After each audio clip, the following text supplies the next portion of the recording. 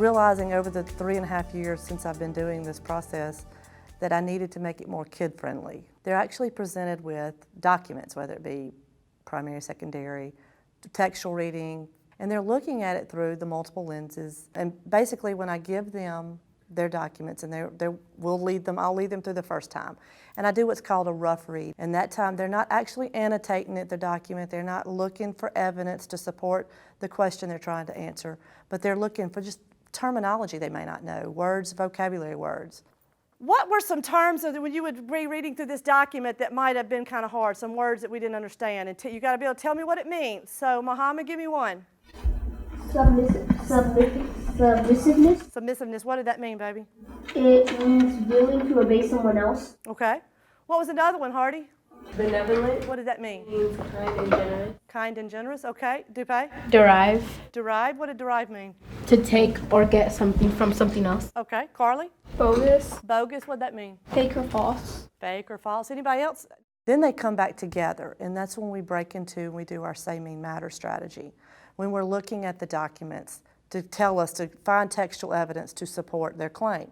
One child may see one fact to answer a claim this way, when another child's taking it and they're turning it like, well, I see this. My kids are taught, like, from day one, there's no right or wrong answer to this. You have to have textual evidence, or you have to support your claim with evidence from the documents. So, we used a common strategy between us and ELA. What was it? Toilet paper strategy. The T means what? Topic. The first P? Point. Purpose. Response. Okay. So when we looked at the first document, and there was a ton of vocabulary. This document was hard. Remember, we read it. I read it with you. I had you read it silently, and then you read it. This document's hard, and I get that. We found this document. We cited it out. We arguably said, okay, it's a secondary source because it's found in a book on page 168, but when we went down and looked at the note, we learned who actually wrote the document. Who was it? Document A, guys, document A. Oh, Chin, exactly. So it was actually his article that was published in the New Youth magazine in 1916. So when we looked at this document, this overall Chin's document, what is the topic of this document? We're going to do this one together before I release y'all. What was the topic of this document, Adelaide? Government should listen. Government should listen. Anybody else? Dupe? Changing constitutional republic. Changing constitutional republic. Thinking of different opinions. Thinking of different opinions. It's supposed to be 3 words. It's 4 because you count of. Bogus constitutional republic. Bogus constitutional republic, okay. Reflecting on government. Reflecting on government, okay. One more. Find a balance. Find a balance, okay. I like all of those were great. Remember, I told you there's no right or wrong as long as you're going to be able to support it in the end. So let's look at this document. What is a fact that helps support our claim? Carly, give me a fact from this, a quote from this document. And tell me where you find it, baby. Our task today can be said to be the intense combat between the old and the modern currents of thought. Second paragraph in it, first sentence, okay? So that was my first say, okay, my first fact. What does this mean? What can you infer from that? What does this mean to you, Josiah? This means that, I feel that it means that it's between the old and the new. Who's the old? What are they talking about? The old. Wise people. Huh? The wise, the older generation, okay? Elders, okay. And the new being, or the modern being, like think about y'all, the juveniles at this time, the red guards and stuff, okay? All right? So the older generation isn't wanting to comply with the younger generation's way of thinking. That doesn't necessarily have to be what you put, but go ahead and write your inference now under the mean. Is anybody ready to share out? Are you ready, Zoe? Share out yours. Well, what I inferred from it was basically that there's no difference between what was going on now with like the older generation not understanding or accepting the younger generation's ways of thinking, like what's happening present day and what happened back then. So he's like, it's okay, okay? Muhammad, yours was the first sentence. What did you infer from that? They're questioning their national strength and asking themselves, what is our civilization going to do in the future? Okay, so they're questioning, where's the future going? Okay, I like that. Now, when we think about the matter, The matter's actually doing what? And I don't want anybody picking their pencils up to start writing. The next one that I use, just as an example, a constitutional republic which does not derive from the conscious realization and voluntary action of the majority of the people is a bogus republic and a bogus constitutionalism.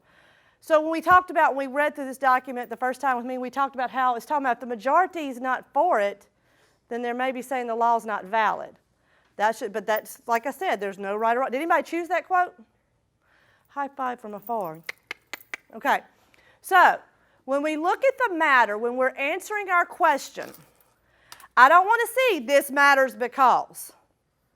We're restating the question. We're thinking about which one of from the say to the mean, from the fact to the inference, how is that answering, supporting our claim? So, just listen, don't write. Perseverance in a time of government upheaval can be seen in many different ways.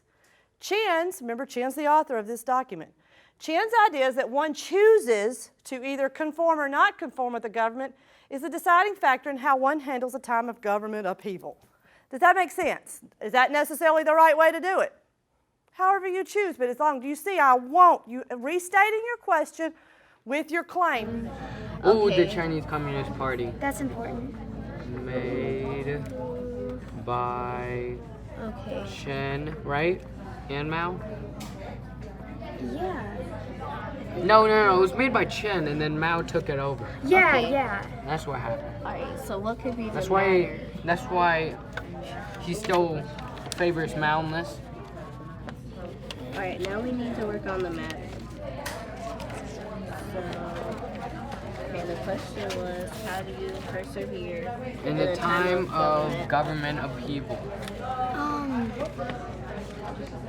I guess you can put you can persevere through a time of government upheaval by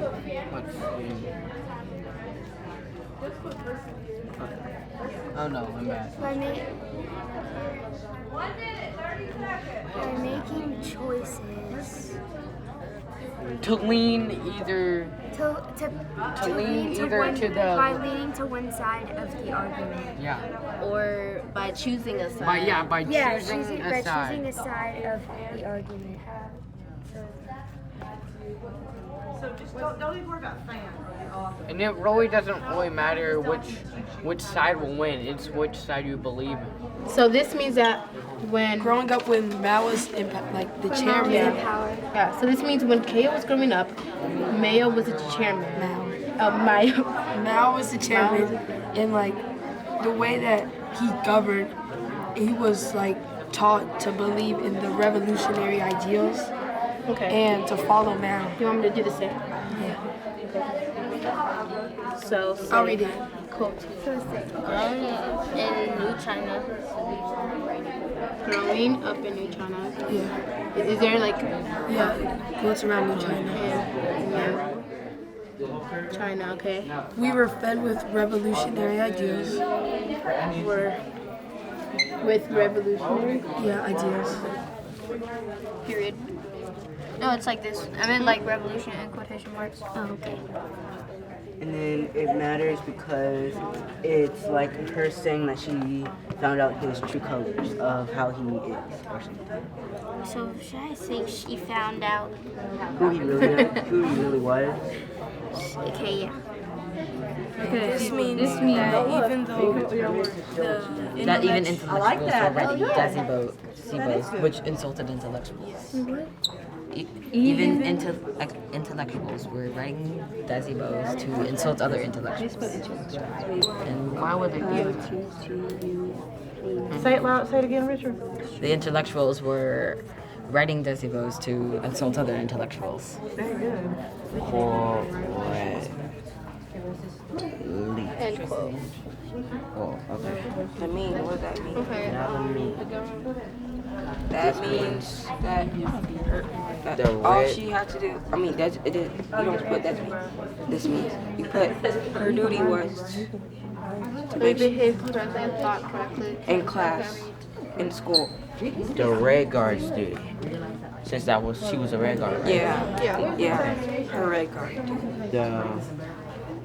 Red. But wouldn't it say her red card duty? So what is your inference from your quote? Speak loud, RJ. A big part of the inference to me is like the red guard duty the red guard's mission duty was to make sure that they stayed strong and thought. Who's they? The red guard. Okay, so the mission was to make sure they stayed strong. Okay, I like that. And what? You gotta speak loud. And died correctly? Thought correctly. Oh, thought correctly. Okay, so what does that mean to think correctly? What are they talking about? Making good choices. I like it. Good job, guys. I guess the youth at the time thought they were helping create a better place. At the time of Mao, I guess. The Red Guard. Mao. Of Mao's change. So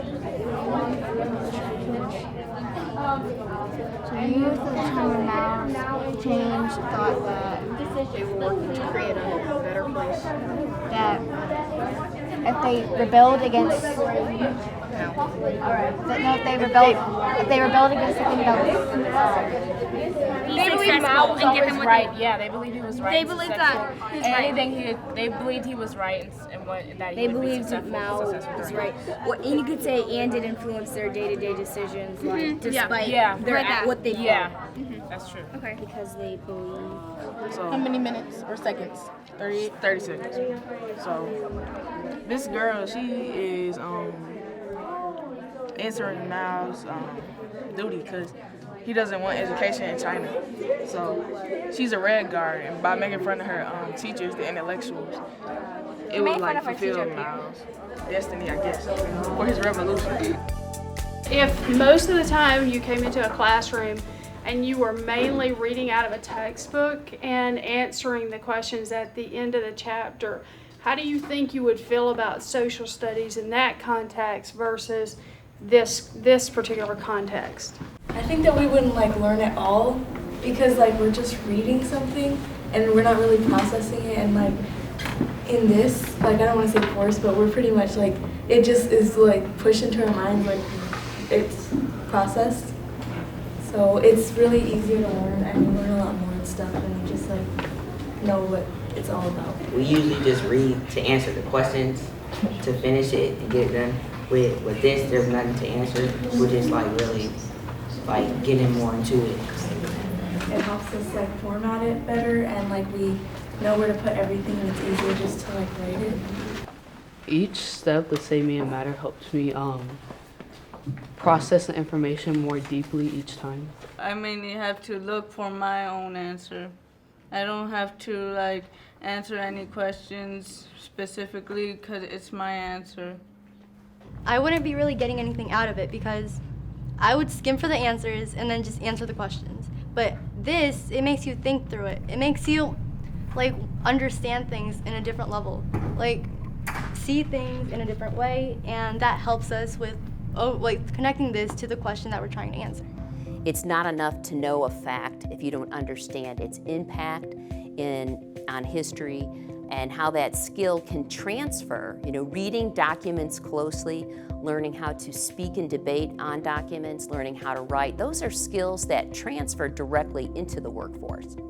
The skills that we teach them in our class when it comes to being able to analyze and annotate documents, how it leads over into science classes, to math class, I just believe learning should be fun, because when it's fun, they remember.